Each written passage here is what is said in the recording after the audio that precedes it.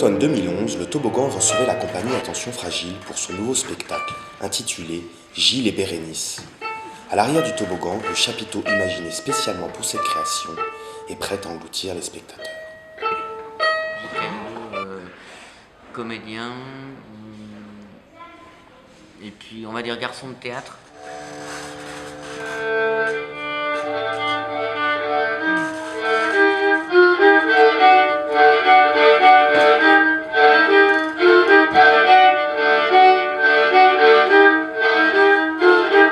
Bérénice, c'est un amour de jeunesse en fait, hein. Un spectacle d'engagement, on part comme dans ce spectacle comme pour faire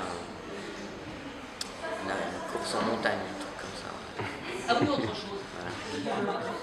Une fois, pendant une fête, une fille me faisait envie, mais c'est une autre à qui je plaisais.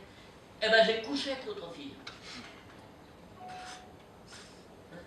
Ah. Il n'y a pas à dire. Il n'y a pas de doute. Je parlerai sous la torture. Au premier ongle arraché,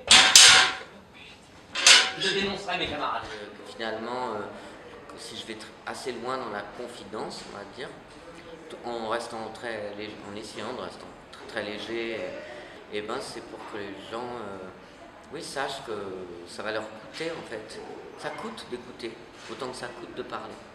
Que le trac qu'on a comme acteur, les spectateurs doivent l'avoir aussi.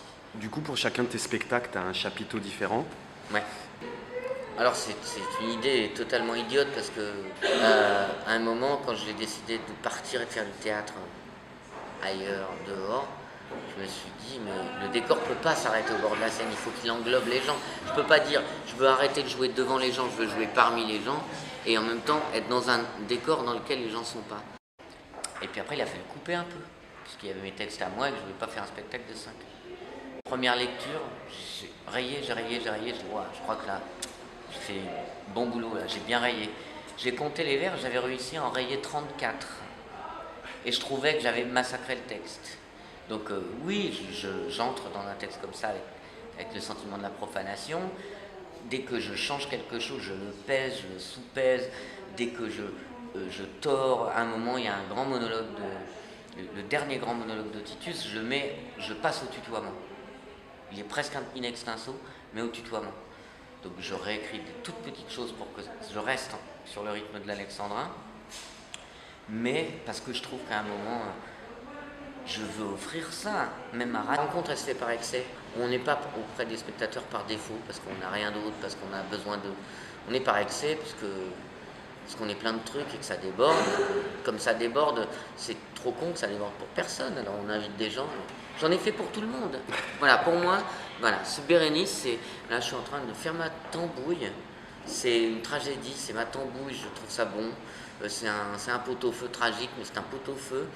Et comme je ne sais pas faire la cuisine pour deux, et que quand je suis tout seul, ma foi, je me fais plutôt un bout de jambon, j'en ai fait plein. Bah venez, on va manger ça ensemble.